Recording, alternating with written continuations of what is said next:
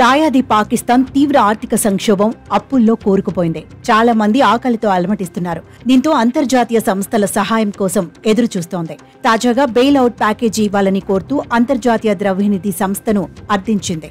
మరోవైపు భారత్తో వాణిజ్య సంబంధాలను పునరుద్ధరించుకోవడానికి చూస్తోంది. 2019లో జమ్మూ కశ్మీర్కి ప్రత్యేక ప్రతిపత్తిని కల్పించే ఆర్టికల్ 370ని రద్దు చేసిన తర్వాత పాకిస్తాన్ ఏకపక్షంగా భారత్తో వాణిజ్య, వ్యాపార సంబంధాలను నిలిపివేసుకున్నట్లు ప్రకటించింది.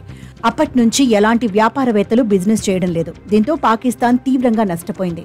ప్రస్తుతం అక్కడ గడ్డు పరిస్థితులు రావడం, కొత్త ప్రభుత్వం కొలువు తీరడంతో దాయాది కీలక నిర్ణయం తీసుకుంది. దేశ భవిష్యత్తును దృష్టిలో ఉంచుకుని ప్రజల శ్రేయస్సు కోసం పనిచేయాలని నిర్ణయం తీసుకున్నట్టు తెలుస్తోంది. ఇందులో భాగంగానే పాకిస్తాన్ వ్యాపారవేత్తలు భారత్తో వాణిజ్యాన్ని తిరిగి ప్రారంభించాలని కోరుకుంటున్నారు.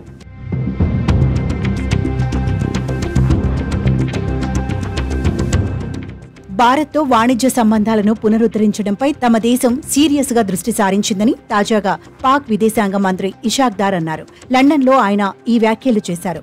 పాకిస్తానీ వ్యాపారవేత్తలు భారత్తో వాణిజ్యాన్ని ప్రారంభించాలని కోరుకుంటున్నట్లు వెల్లడించారు.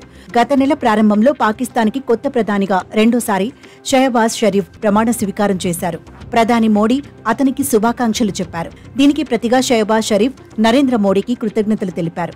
పాకిస్తాన్ ఈ సంక్షోభం నుంచి బయటపడాలంటే ప్రస్తుతం భారత్తో సంబంధాలు చాలా కీలకంగా మారింది.